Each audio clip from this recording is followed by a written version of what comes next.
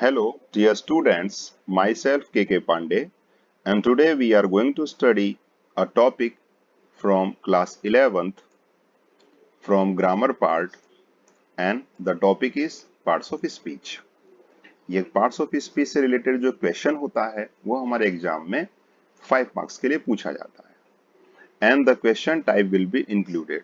और प्रश्नों में जो प्रकार आएंगे, जिस तरीके से हमसे प्रश्न पूछा जाएगा, वो 3 प्रकार से हो सकते हैं। फर्स्ट, गैप फिलिंग यानी रिक्त स्थान पूर्ति से रिलेटेड।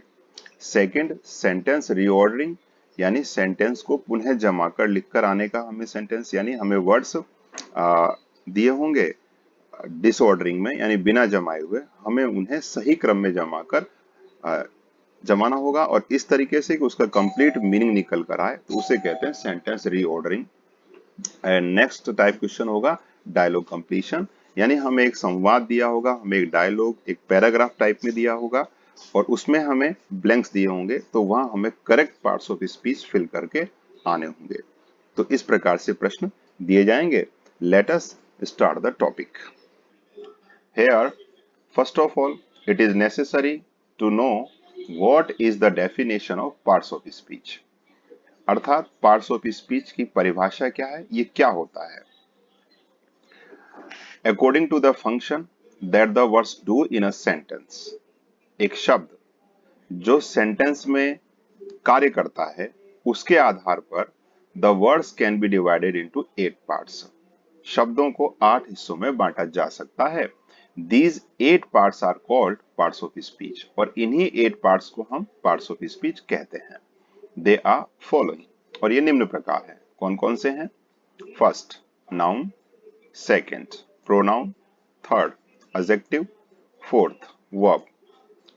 फिफ्थ, एडवर्ब, हिंदी में कहते हैं क्रिया विशेषण। 6, प्रेपोजिशन।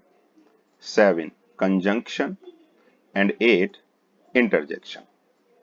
यहां एक बात और ध्यान देने योग्य होती है कि एक वर्ड, कोई भी वर्ड, कभी वो प्रेपोजिशन हो सकता है, कभी एडवर्ब हो सकता है, कभी कंजंक्शन भी हो सकता है। यानी एक जो भी वर्ड है वो उस सेंटेंस में क्या परफॉर्मेंस कर रहा है, क्या कार्य कर रहा है, उस कार्य के आधार पर हम उसके नाम का निर्धारण करते हैं।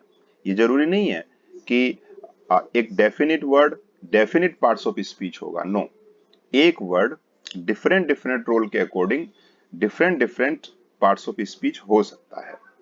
जैसा कि मैंने लिखा है, हेयर इट इज नोटिसिएबल दैट, यहाँ ध्यान देने योग्य बात यह है कि a word can be used in different parts of speech. एक शब्द को ही हम डिफरेंट पार्ट्स ऑफ स्पीच में यूज कर सकते हैं इन डिफरेंट सेंटेंसेस, अलग अलग सेंटेंसेस में।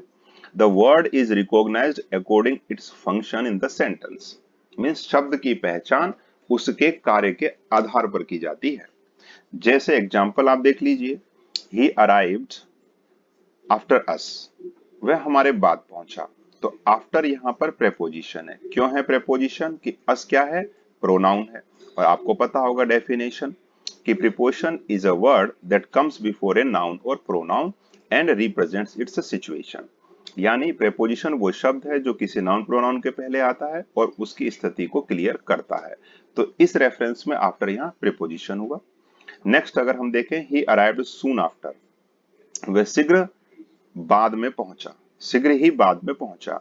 अब आफ्टर यहां क्या है? एडवर्ब है। क्यों एडवर्ब है? क्योंकि आप फोकस करें अराइव्ड पर। अराइव्ड क्या है? वर्ब। एंड सून क्या है? एडवर्ब। कैसे है एडवर्ब? कि a word that qualifies an verb is called adverb. यानी एक शब्द जो किसी क्रिया की विशेषता बताए उसे हम एडवर्ब कहते हैं। अब आफ्टर क्या कर रहा है? सून को क्वालिफाई कर रहा है। तो अनदर डेफिनेशन ऑफ एडवर्ब कि a word that qualifies an adverb is also adverb, means an adverb can qualify another adverb. यानी एक क्रिया विशेषण दूसरे क्रिया विशेषण की विशेषता भी बता सकता है। तो इस रेफरेंस में आफ्टर यहां क्या हुआ? एडवर्ब हुआ। नेक्स्ट यदि हम देखें कि यहां पर जो आफ्टर का यूज किया गया है वो कंजंक्शन है। क्यों है? क्योंकि देखिए, ही arrived first sentence and the train had left second sentence. जब कोई वर्ड दो सेंटेंसेस को जोड़ता है तो क्या काम करता है? कनेक्टर्स का, उसे ही हम कंजंक्शन कहते हैं। Understood? Now we will study all the parts of speech one by one. अब हम एक एक करके सभी पार्ट्स ऑफ स्पीच को पढ़ेंगे। एक्सप्लेनेशन मैं करूंगा आपके सामने। Then let us start from noun. चलिए शुरू करते हैं नाउन से। नाउन डेफिनेशन क्या है इसकी? आपने सुना है, पढ़ा भी है अब तक की क्लासेस में कि संज्ञा। नाउन को पहली बात तो हिंदी में क्या कहते हैं? संज्ञा। तो noun is the name of any person, place, animal, thing, living और नॉन लिविंग। यानी नाउन एक नाम है किसी पर्सन का, किसी प्लेस का, किसी एनिमल का या किसी थिंग का, चाहे वो लिविंग हो चाहे नॉन लिविंग हो, और एनी आइडिया, या फिर वो कोई आइडिया हो, कोई विचार हो। Idea consist of anything that we can hear, see, smell, touch, taste और थिंक। आइडिया में वो सभी चीजें शामिल हैं जिसे हम सुन सकें, देख सकें, सूंघ सकें, स्पर्श कर सकें, और यदि हम ये चारों कामों में से कोई भी ना हो तो कम से कम we can think about it, हम उसके बारे में सोच सकते हैं, उसको भी हम नाउन ही कहते हैं। यहां मैंने डायग्राम से आपको समझाने की कोशिश किया है। क्या है कि noun is the name of a person. किसी पर्सन के नाम को नाउन कहते हैं, जैसे महेश, सावित्री, एलन, सीता, गीता। आप देख रहे हैं ये सब पर्सन्स के नेम है। Noun is the name of a place. किसी प्लेस का नाम भी नाउन होता है, जैसे आप ले लीजिए India, Rajasthan, America, USA, world, school, library. Again noun is the name of an animal. किसी एनिमल के नाम को भी हम क्या कहते हैं? नाउन ही कहते हैं। तो देखिए, again noun is the name of an animal. Animal के नाम को भी हम नाउन ही कहते हैं, जैसे हमने ले लिया cow, dog, leopard, peacock and whale. Again noun is the name of a thing. किसी थिंग का नाम भी नाउन होता है, जैसे पेंसिल, बुक, चेयर एटसेट्रा। और noun is the name of an idea. किसी आइडिया को भी हम नाउन ही कहेंगे। अब यहां आपको फोकस करने वाली बात है कि आइडिया जिसे हम सुन तो सकते हैं, बट हमने कभी देखा नहीं है, कभी हमने स्पर्श नहीं किया, यानी छुआ नहीं है, उसका टेस्ट नहीं है, बस इट्स अ फीलिंग। ये तो एक फीलिंग है, भावना है। तो यहां आप देखें ऑनेस्टी, ईमानदारी। अब बताइए जरा, ईमानदारी को कभी हमने देखा है? नेवर, कभी नहीं। लव, हेट, ब्रेव, बहादुरी, evil, dark, light and thought, ये सारे वर्ड्स क्या हैं? ये आइडियाज हैं, और ये सब नाउन कहे जाएंगे। Now let me explain the types of a noun. अब हम सीखने वाले हैं कि नाउन कितने प्रकार के होते हैं। काइंड्स ऑफ नाउन या टाइप्स ऑफ नाउन भी हम कह सकते हैं। There are 5 kinds of noun. Noun कितने प्रकार के होते हैं? 5 प्रकार के। कौन कौन से? Proper noun, common noun, collective noun, material noun and abstract noun. Proper noun क्या होता है? A proper noun is the name of a particular person, place, organisation और थिंग या ऑब्जेक्ट कह सकते हैं, that is spelled with capital letter. ये आपको कंसंट्रेट करना है यहां पर कि प्रॉपर नाउन किसी वस्तु, किसी स्थान, किसी संगठन या व्यक्ति का अपना नाम है, जिसे हम हमेशा कैपिटल लेटर में लिखते हैं। जैसे एग्जाम्पल के रूप में देखिए, रोहित इज अ बॉय। तो रोहित किसी लड़के का अपना पर्सनल नेम है। शीला इज अ गर्ल, किसी लड़की का अपना नाम शीला है। Delhi is the capital city, किसी शहर का नाम है, अपना नाम है दिल्ली। दिल्ली नाम से 2 सिटीज तो नहीं हो सकते, तो दिल्ली एक शहर का अपना पर्टिकुलर नेम है। इसी प्रकार आगे आप देखें, आई नो रोहन, तो रोहन किसी बच्चे का नाम है। अंडरस्टूड? नेक्स्ट कॉमन नाउन को देखिए। कॉमन नाउन को हिंदी में कहते हैं जातिवाचक संज्ञा। A common noun is the generic name of a person, place और थिंग इन अ क्लास और ग्रुप। यानी कॉमन नाउन वो शब्द है, वो जाति सूचक शब्द है जो किसी पर्सन का, प्लेस का या थिंग का होता है, और जो किसी क्लास की ओर इशारा करता है या ग्रुप की ओर इशारा करता है, उसे हम कहते हैं कॉमन नाउन। यानी कॉमन नाउन कोई पर्टिकुलर नेम नहीं होगा, पर्सन का, प्लेस का, ऑर्गेनाइजेशन का, थिंग का, नो। वह कंप्लीट क्लास को इंडिकेट करेगा, उसकी जाति को इशारा करेगा। एग्जाम्पल से बेटर हम समझेंगे। Rohit is a boy. अब जैसे यहाँ बॉय वर्ड है, अब बताइए बॉय किसी का पर्सनल नेम होता है? नहीं होता है। रोहित, महेश, सुरेश, यानी जो भी बॉय होगा उनके पर्टिकुलर नेम, उनके अलग अलग नाम को तो हम पर्सनल प्रोनाउन, प्रॉपर प्रोनाउन कह देंगे, प्रॉपर नाउन कह देंगे।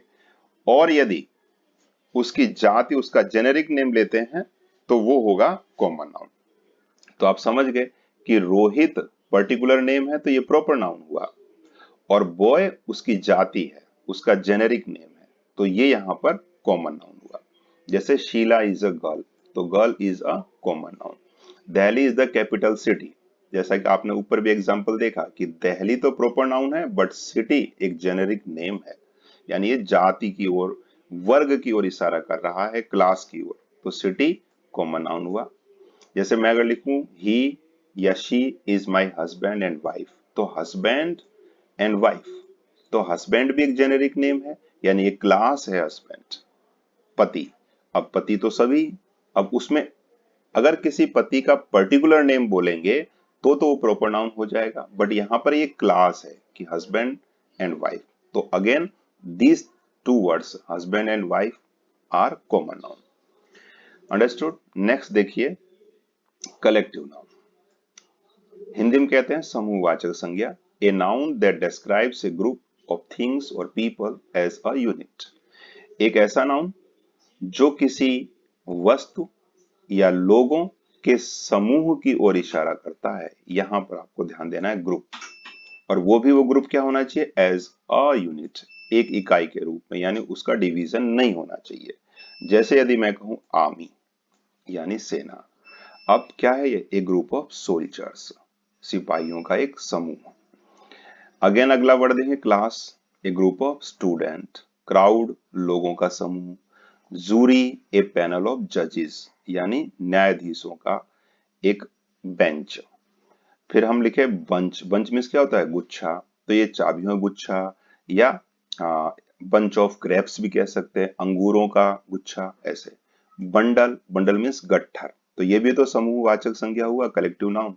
जैसे बंडल ऑफ स्टिक्स, छड़ियों का गट्ठर, लकड़ियों का गट्ठर। बैंड, बैंड आप समझते हैं म्यूजिक बैंड, सुना होगा आपने, तो म्यूजिक बैंड हुआ, बैंड में बहुत सारे म्यूजिशियंस एक साथ होते हैं।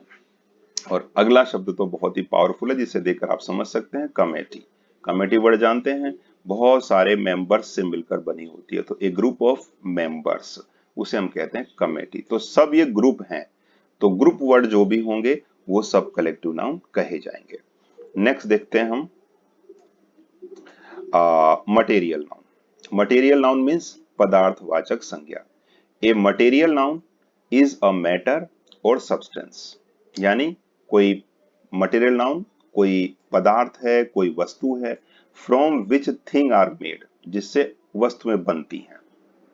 अब आप ये भी जानते हैं कि मटेरियल नाउन की 3 स्टेट्स होती हैं, लिक्विड, सॉलिड एंड गैसेस। ये तीनों में से किसी फॉर्म में हो सकता है, वो सब मटेरियल नाउन में ही आएगा। फॉर एग्जाम्पल सिल्वर, गोल्ड यानी चांदी, सोना, आयरन लोहा, कॉटन, डायमंड, प्लास्टिक। अब आप प्रोटीन ले लें, ये भी तो एक सब्सटेंस ही है, मैटर ही है। Blood, blood is also a substance. Oil, ghee, ऐसा कोई भी, एयर, एयर को भी हम मटेरियल नाउन में ही रखेंगे। नेक्स्ट अब्स्ट्रैक्ट नाउन, भाववाचक संज्ञा। Abstract nouns are an aspect, concept, idea, experience, state of being, trait, quality and feeling। भाववाचक संज्ञाएं क्या है? कोई न कोई अवधारणा है, ये आस्पेक्ट या कंसेप्ट है, कोई आइडिया हो सकता है, कोई एक्सपीरियंस यानी अनुभव हो सकता है, स्टेट ऑफ बीइंग हमारी होने की अवस्था हो सकता है, ट्रेट कोई गुण हो सकता है, कोई क्वालिटी हो सकती है, ट्रेट मीन्स गुण या दोष, कोई क्वालिटी हो सकती है एंड अ फीलिंग, या फिर कोई भावना भी हो सकती है। जैसे मैं अच्छा, अब्स्ट्रैक्ट नाउन को we can not touch, we can not see, only we can hear about it और think of it. Abstract noun को हम कभी स्पर्श नहीं कर सकते, हम कभी देख नहीं सकते, बस हम उसके बारे में सुन सकते हैं और या फिर उसके बारे में हमें फीलिंग हो सकती है, एहसास हो सकता है। एग्जाम्पल देखिए, जैसे ट्रुथ, अब सत्य, बताइए किसने देखा है? ब्लैक होता है, व्हाइट होता है, येलो होता है, ब्राउन या रेड? नो, किसने नहीं देखा, बट ट्रुथ होता है, सत्य होता है। तो ये एक नाउन है because this is an feeling, this is a feeling और दिस इज एन आइडिया। या तो ये फीलिंग है या इसे आप आइडिया कह सकते हैं। जैसे डेंजर, खतरा, अब खतरा किसने देखा है? ए टाइप ऑफ फियर हुआ ना, ये एक प्रकार का डर ही तो है ये, जिसे हमने कभी नहीं देखा। हैप्पीनेस, खुशी, किसने देखी? पेन, दर्द, लिबर्टी, आजादी, करेज, साहस, हेट, घृणा, ये सारे शब्द जो यहाँ एग्जाम्पल के रूप में दिए गए हैं, all the words are abstract noun because they are feeling or an idea। तो अब मैं सोचता हूं कि आपको काइंड्स ऑफ नाउन क्लियर हो गए होंगे। अब चलते हैं आगे और आपको हम देते हैं प्रैक्टिस एक्सरसाइज। अब इस एक्सरसाइज में आपको क्या करना है, आप इंस्ट्रक्शन पढ़ के देखिए। पहले इंस्ट्रक्शन क्या है? Underline the nouns in the following sentences. निम्नलिखित जो सेंटेंस दिए गए हैं इसमें जितने भी नाउन्स उनको अंडरलाइन कीजिए and say whether they are proper, common, material, collective और अब्स्ट्रैक्ट। और फिर बताइए कि क्या वो प्रॉपर नाउन है कि कॉमन है कि मटेरियल है कि कलेक्टिव है कि अब्स्ट्रैक्ट है, यानी भाववाचक संज्ञा है। One is done for you, और एक क्वेश्चन आपके लिए सोल्व किया हुआ दिया गया है। जैसे Raman is a good boy, तो यहां पर पहले तो नाउन को अंडरलाइन करना है, तो एक नाउन तो हुआ रमन और एक नाउन हुआ बॉय। अब इनका नामकरण करना है हमको, तो हमने क्या किया, रमन किसी व्यक्ति का अपना पर्सनल नेम है तो हमने इसको कह दिया प्रॉपर नाउन, और बॉय ये किसी व्यक्ति का पर्सनल नेम नहीं, जेनेरिक नेम है, यानी उसके वर्ग, उसकी जाति को इशारा करता है, इसलिए हमने इसको कह दिया कॉमन नाउन। क्लियर? तो अब आपको यह वीडियो पॉज कर लेना है और ये सारे क्वेश्चंस आपको सॉल्व करके देखने हैं। और यदि आपको कोई भी डाउट होता है, if you have any doubt about the topic, you can contact me on 9414922731। यहाँ ये आपको नंबर याद रखने हैं, you can note it down. और second, the important thing is that I have uploaded the PDF matter related to the topic on the school app, and you can get from there and do your fair work complete। Thank you, have a nice day। फिर आपसे मुलाकात होगी इसी topic के next part पर, और वो होगा noun their numbers and noun genders. Thank you, have a nice day.